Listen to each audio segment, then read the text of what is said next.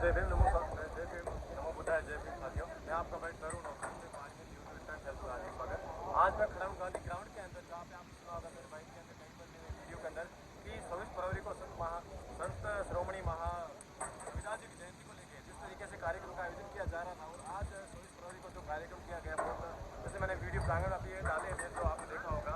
और इस कार्यक्रम में पधारे हमारे बीच में अतिथि, जो कि मुख्य अतिथि के रूप में माया बहन जी, और हमारे साथ ऐसे कई कार्यकर्ता जिनके साथ मेरी मुलाकात हुई थी, मैंने वीडियो बनाई है। तो मैं आपसे बात करना चाहूँगा बहन जी से, समाज में आज इस रविदास जी महाराज की जयंती को लेकर उपलक्ष्य में आज अपनी राय दी थी, और बहुत समाज में दिनों दिन बढ़ रहे अत्याचार घटनाएं, जैसे आपने अपनी बातें बताई थी मुझे, उसको लेकर मैं आपसे जानना चाहूँगा कि बहुत समाज को एक नई दिशा देने के लिए क्या करना चाहिए। पहले तो मैं रविदास जयंती की आप सभी का आज इस जयंती कार्यक्रम में जो रविदास जी की वाणी है या उनके जो विचार थे, आज से 500-700 साल पहले जो उन्होंने कहे थे, आज भी वो उतने प्रासंगिक है। तो हमें इनको समाज में यानी पूरे भारत में इन विचारों को लागू करना चाहिए। विशेष रूप से जो विचारधारा थी वो समानता की विचारधारा, यहाँ कोई ऊंच और नीच नहीं होता है, बल्कि सभी समान होते हैं और आदमी अपने कर्म से श्रेष्ठ होते हैं। जी मैम, पर जैसे कि आपने आज बताया कि कर्म से श्रेष्ठ बनता है, जिस तरीके से सबसे पहले बाबा साहब के बदले अपने पास संविधान है, सब कुछ है, पर भी अपने साथ में जो आए दिन जैसे कि आज जमीन जयंती का समारोह रखा था, इसको लेकर कई तरीके से कानून के ऊपर देश में जैसे कई समस्याएं आती है, उसको लेकर आप क्या करेंगे? इसका सिर्फ एक ही समाधान है, संगठित होना। और बाबा साहब ने जो बातें हमें कही है कि सबसे पहले आप शिक्षित बनो, संगठित रहो और उसके बाद में संघर्ष करो। हम उनकी इन तीनों ही बातों को नहीं मानते हैं और केवल जय भीम तक उनको सीमित करके रख रहे हैं, जबकि हमें उनकी इन तीनों बातों को अगर हम फॉलो कर लेते हैं तो हमारे समाज में कभी अन्याय और अत्याचार होना तो दूर, हमारे समाज की ओर कोई देख भी नहीं सकेगा। हमारे ऊपर अन्याय होने का कारण यही है, कोई वाली बात है कि एक लकड़ी के गट्ठे को हम एक साथ कोई एक साथ नहीं तोड़ सकता, लेकिन एक लकड़ी है उसको आसानी से तोड़ सकता है। वैसे ही हमारा समाज टुकड़ों में बटा हुआ है, और टुकड़ों में जो चीज़ होती है वो अपने आप में एक कचरे जैसी होती है। उसको तोड़ने में, सताने में सत्ता को या शासन वर्ग को कोई जोर नहीं रहता, और वो उनके माध्यम से पूरे समाज को संदेश देना चाहते हैं कि देखो तुम्हारी ये औकात है, हम तुम्हारे साथ ऐसा कर सकते हैं। तो संगठन ही इस सारी समस्याओं का अकेला समाधान है। धन्यवाद मैम, जैसा कि आपने बताया कि संगठित रहने से ही समाधान का सोल्यूशन है, पर भी संगठन रहने के लिए कुछ आप अपने अंदर से रविदास जयंती को लेके कुछ आप ऐसी दो बातें बता दीजिए, ताकि मेरे जो भी फॉलोअर्स देख रहे हैं, ताकि दो बातें ही कहीं ना कहीं लोगों को दिल को छू ले। सबसे पहली बात ये कहना चाहूँगी आपके चैनल के माध्यम से कि कर्मचारी जो है वो समाज का एक जागृत व्यक्ति होता है, लेकिन वो बोलता है तो उसके पीछे या उसके ऊपर सरकारें विभिन्न प्रकार से उसको प्रेशर डालती हैं, उनको सताया जाता है। तो इस चैनल के माध्यम से मैं बताना चाहती हूँ कि सबसे पहले तो बोलने वाले व्यक्ति के पीछे समाज को खड़ा हो जाना चाहिए कि इसके पीछे हम हैं, ये अकेला नहीं। जब धीरे धीरे एक एक कर्मचारी बोलेगा और उनके हौसले बढ़ेंगे, तो पढ़े लिखे व्यक्ति की जो बात है वो समाज अच्छे तरीके से, या मैं कहूँ कि अधिक मानते हैं, तो उन लोगों को जो संबल मिलेगा कि हम अकेले नहीं हैं, हमारे पीछे हमारा समाज है, तो मैं दावे के साथ कह सकती हूँ कि हर कर्मचारी जान की बाजी लगाने के लिए तैयार है। लेकिन हमारे समाज की विडंबना है कि जब भी कर्मचारी को सताया जाता है या किसी व्यक्ति के ऊपर अत्याचार होता है, तो वहाँ तो फिर भी चले जाते हैं, लेकिन सरकारी कर्मचारी के पीछे कोई खड़ा नहीं होता। तो सरकारी कर्मचारी कहीं ना कहीं अपने आप को इस तरह से लाचार समझता है कि मैं अकेला हूँ। तो आप लोग जो मेरी आवाज़ सुन रहे हो, आप सरकारी कर्मचारी को बचाओ। सरकारी कर्मचारी विचार का बीज है, अगर वो बीज फैलेगा तो निश्चित रूप से संगठन शक्ति का निर्माण होगा और हमारी एक ताकत बनेगी। बहुत बहुत आभार। जैसे आपने मैं बताया कि जिस तरीके से कि सरकारी कर्मचारी को बचाओ, जैसे कि कहीं अन्याय होता है तो उनका समर्थन करना चाहिए, कहीं पर भी कोई राजस्थान में बैठे होते हैं तो उनका अपन को समर्थन करना चाहिए। बहुत बहुत आभार, आपने भी बताया किया मेरे लिए, बहुत बहुत धन्यवाद सभी को। जय भीम नमो बुद्धाय। तस्वीर देखी जाती है, लेकिन मैं माल्यार्पण नहीं करती। मेरे को किसी ने पूछा कि मैडम आप सरस्वती की पूजा नहीं करती? मैंने कहा जी नहीं करती। क्यों नहीं करती? मैंने कहा संविधान लिखे जाने से पहले भी सरस्वती थी, कहती देश गुलाम था तब भी थी, कहती हमारे पुरखों को इस सरस्वती ने स्कूलों में क्यों नहीं बुलाया? मेरा सवाल है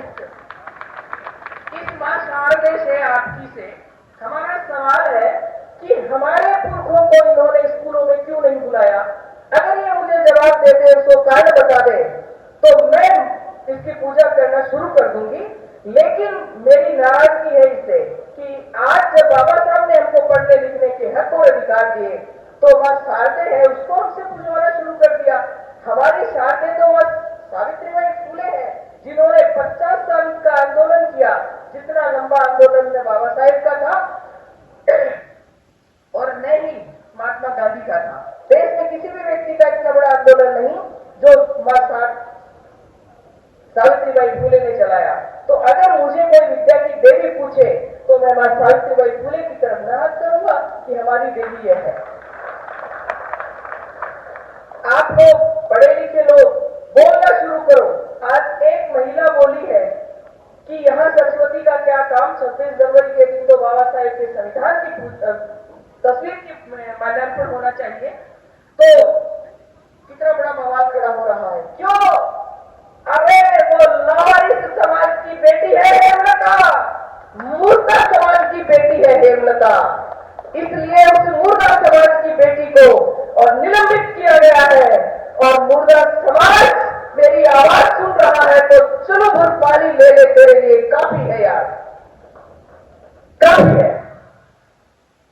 एक माया के 10-10 ट्रांसफर हुए, वो मुर्दा समाज नहीं बोला। एक बेटी के किस तरह से क्या बुरा कर दिया उसने। आर्टिकल 28 कहता है कि किसी भी जिसमें सार्वजनिक लोगों का यानी कि टैक्स का पैसा लग करके किसी भी भवन का निर्माण होता है, उस भवन के अंदर किसी भी धर्म का, चाहे वो हिंदू, मुस्लिम, सिख, ईसाई, जैन, बौद्ध कोई भी हो, उस धर्म की किसी की भी पूजा अर्चना वहां नहीं होगी। तो फिर आर्टिकल 28 का उल्लंघन क्यों किया जाता है? जब हम संविधान को माने या हम किसी और की बात को माने, हमें संविधान की बात माननी होगी। क्रांति खून मांगती है, क्रांति बलिदान मांगती है, और हम आवाज तक नहीं दे सकते, हम आवाज तक नहीं दे सकते। और हम चाहते हैं परिवर्तन हो जाए। जो लोग कुर्सी पे काबिज है वो आपके लिए कुर्सी इतनी आसानी से छोड़ देंगे? कितने कत्ले आम करके, कितने गुनाह करके कुसुम मैडम ने कहा कि सब कुछ हमारा है।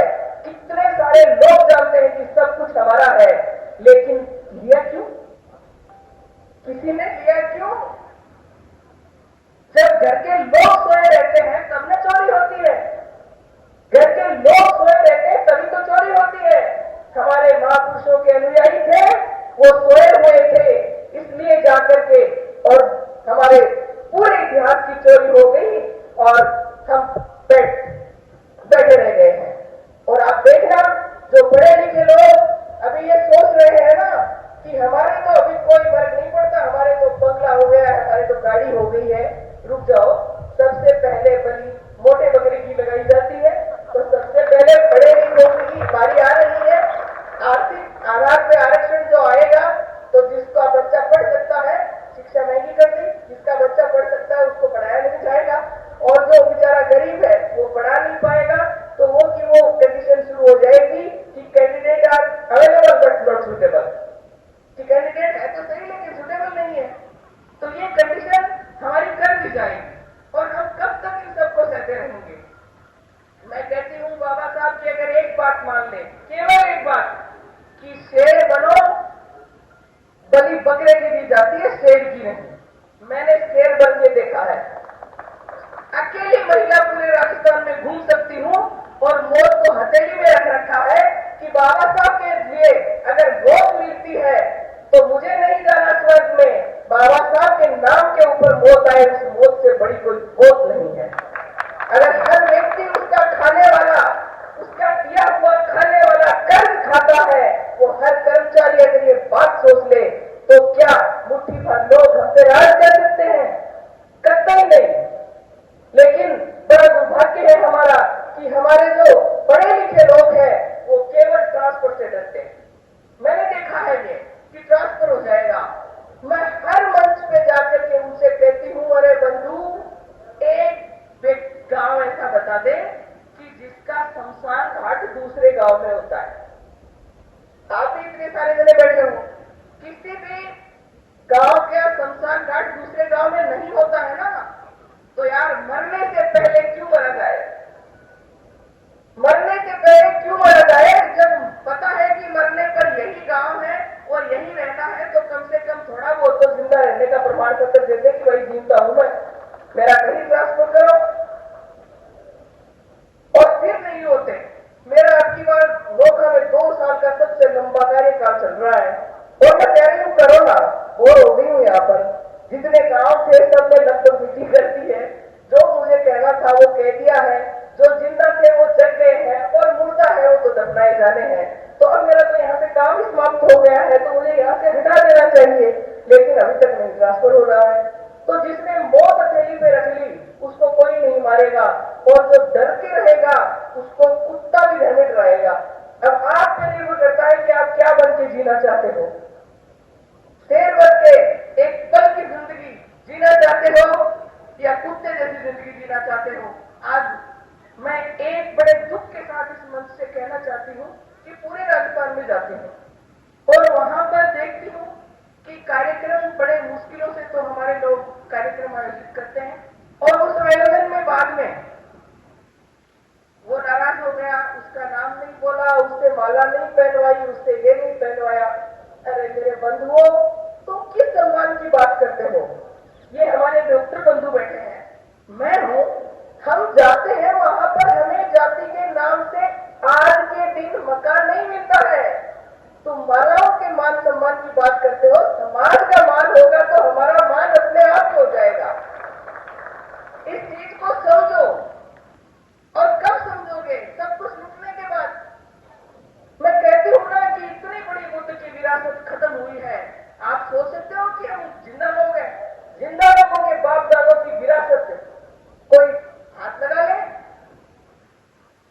और जो लायक लोग हैं, उन लायक लोगों ने आपके बाप दादाओं की विरासत के ऊपर अपने बाप दादाओं के नाम चढ़ा करके आज वो आप लोगों से अपने बाप दादों के नाम बुझवा रहे हैं। और हम कहते हैं कि हम तो प्राण की दिक्कत ही अपने ही समाज में रुतबा दिखाना बंद करो। ये अनुशासन जिस समाज में होता है और जो समाज अनुशासित होता है और वो समाज इस पीड़ा को समझता है कि अंतिम छोर पे बैठे हुए भी मेरे व्यक्ति का जब तक मान सम्मान नहीं होता तब तक मेरे मान सम्मान के कोई मायने नहीं है। आज हम कहीं भी जाएं, आप जो नहीं पढ़े लिखे हैं उनकी तो बात छोड़ो, हम पढ़े लिखे लोग हैं, हमें मकान नहीं मिलता। छत जगह जाती हूँ ना, वहां पर सबसे पहले दिक्कत ये आती है कि मकान की प्रॉब्लम आएगी साहब, जाति के नाम से मकान नहीं मिलेगा। एक जिला शिक्षा अधिकारी को, एक डॉक्टर को उनकी जाति के आधार पर मकान नहीं मिलता है और हम हमारे घर में सम्मान के लिए रोते रहते हैं। हमें सुधार करना होगा, हमें समझना होगा इन चीजों को कि हम सबको मिलकर के हमारे समाज को सम्मानित करना होगा, क्योंकि जिसकी सामाजिक सत्ता नहीं होती उन लोगों का सम्मान नहीं होता। हम भले चाहे कितने ही बड़े पदों पे आसीन हैं, लेकिन हमारे समाज की समाज सत्ता नहीं है, अर्थात सामाजिक रुतबा नहीं है, इसलिए हमारे पद और ओहदे का भी कोई रुतबा नहीं है। आप लोगों को ये बेहद चिंतन और मनन का विषय है और विशेष रूप से मैं युवाओं से कहना चाहूंगी कि हे युवाओं, समस्याएं आपके सामने मुंह बाएं खड़ी हैं, आप लोग समझो इन स्थितियों को।